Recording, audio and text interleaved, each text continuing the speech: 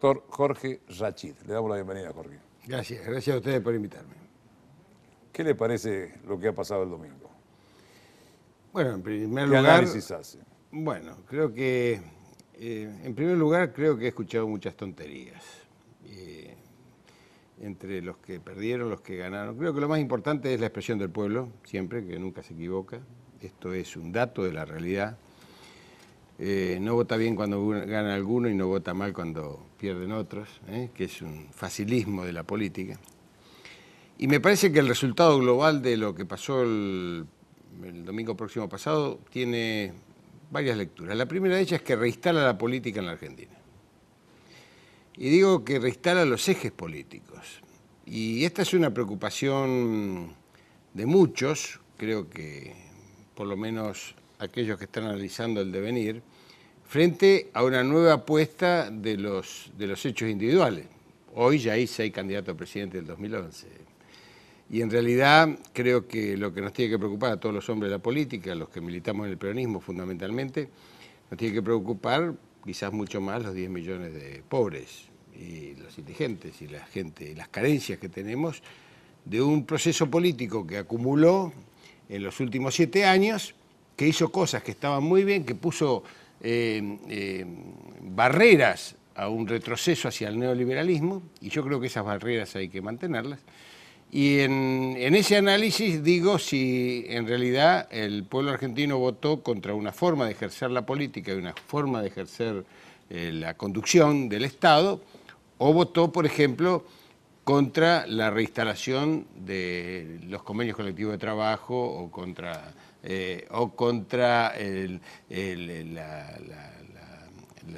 la vuelta de los fondos previsionales al sistema de reparto, o votó contra la no privatización de aerolíneas. Es decir, estas son las preguntas centrales de la política. ¿Hacia dónde va la Argentina después de una votación de este tipo? Y me parece que cuando empezamos a apostar a ver quién es el candidato del 2011, otra vez se desvirtúa la política y se vuelve a poner en términos individuales, que fue la apuesta de los últimos 33 años del neoliberalismo para la fragmentación nacional en todas sus áreas. Entre ellas, la salud, la educación, donde la fragmentación, yo acabo de escribir un artículo sobre la pandemia, una oportunidad, donde se visualiza con esta pandemia la imposibilidad del Estado Nacional de ejecutar políticas nacionales, porque la salud está fragmentada.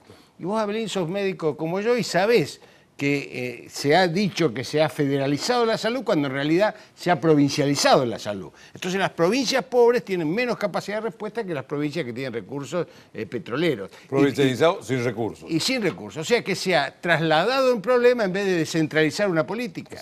Entonces, y esto vos que estás en el programa de los municipios sabés mejor que yo lo que se sufre, que incluso hay municipios que manejan hospitales con nada, 0 de recursos. Entonces, esta fragmentación que se da en el campo de los servicios, que se da en el campo de la política, que se da en el campo del movimiento obrero organizado, donde existen 3 o 4 sectores de CGT, indica que el país necesita una discusión política para reparar esta fragmentación en un modelo nacional solidario que empiece a gestar la discusión política del movimiento nacional. Bueno, Rachid, en base a ese tema salud, como podríamos hablar de educación y de otros temas, el tema de la sequía en los sectores agropecuarios.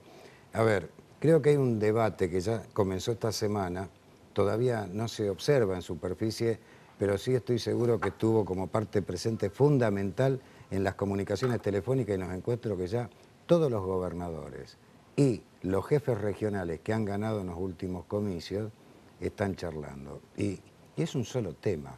Por arriba pueden discutir si Moyano tiene que seguir o no en la CGT, si Scioli tiene que seguir o no como presidente del PJ, pero el tema de fondo que están charlando por estos días los gobernadores es cómo conseguimos del gobierno nacional una coparticipación diferente. Es la plata, porque sin la plata no se puede hablar ni de salud, ni de educación, ni de sequía en el campo. Estoy absolutamente de acuerdo con eso, pero en realidad ahí yo debería, para ser absolutamente honesto, hacer 2 reflexiones.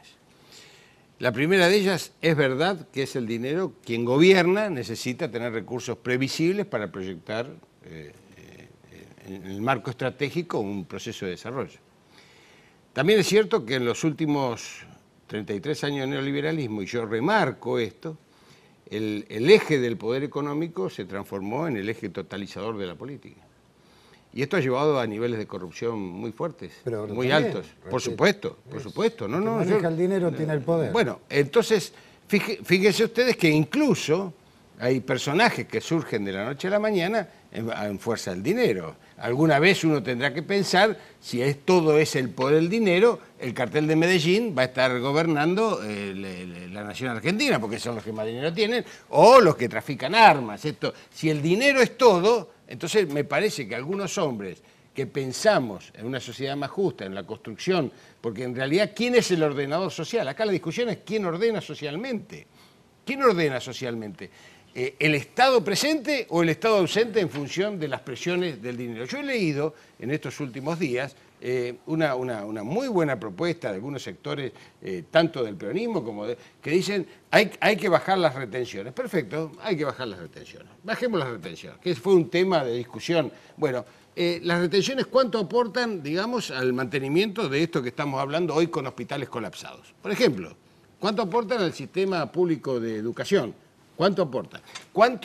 ¿Desde dónde hay que discutir? Si no se discute desde un proyecto estratégico, estamos discutiendo un tironeo para ver si el señor gobernador de la provincia de San Juan, por ejemplo, que todos conocemos, como otros gobernadores, verdaderos feudos que gobiernan en determinadas provincias argentinas o en determinados municipios, seguimos con esa práctica política o la Argentina va hacia un cambio que realmente empieza a expresar la democratización del poder desde otro lado. Y me parece que sobre esto hay que reflexionar. ¿Usted cree que el gobierno nacional hoy tiene un plan estratégico, No, un plan de desarrollo, hoy está desesperado. un plan de integración? Hoy está desesperado. Hoy está desesperado. Hoy está desesperado. Hoy el gobierno nacional creo que está pensando muy fuertemente cuál es el sistema de alianzas que tiene que establecer para transitar dos años de debilidad, que va a tratar de hacer fortaleza en un sistema de alianzas, pero me parece que hay un conflicto subyacente muy fuerte porque indudablemente están cambiando los actores y al cambiar los actores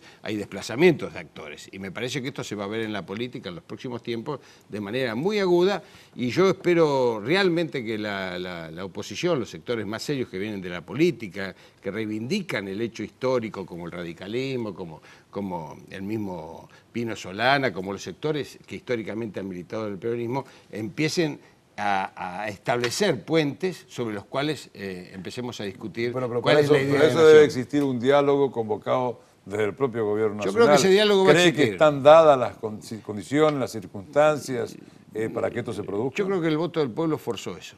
Forzó eso. A ver, Alfredo, es lo que yo me pregunto, ¿no? Hasta ahora había un jefe y nadie discutía. No hay- De aquí en más hay que una mesa con los gobernadores, jefes regionales y también ese antiguo jefe.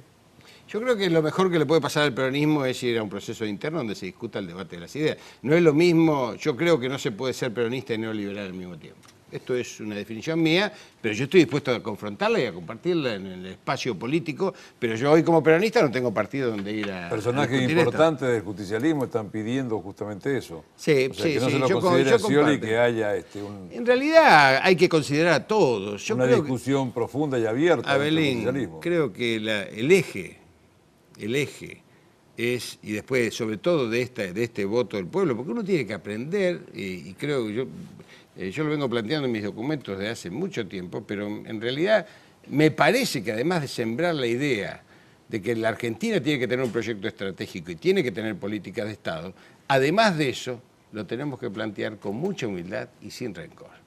Me parece que hay que terminar con la crispación de la política y establecer los lazos necesarios para que esta discusión se encarrile. Y me parece que hay que terminar también con esto de los mensajes apocalípticos que tanto daño hacen a la gente, fundamentalmente a su esperanza. Queremos agradecerle su participación. Un escrito de mi padre, homenajes a las raíces de la nación argentina, que estamos ya próximos al 9 de julio, que es la independencia del país y creo que debe ser de mucha utilidad. Te agradezco, Isabel, el afecto y el cariño que le tengo a tu papá y además el respeto político que tengo por una figura señera de nuestro país. Gracias por tu palabra y gracias por tu participación. El doctor Jorge Rachid, enseguida volvemos.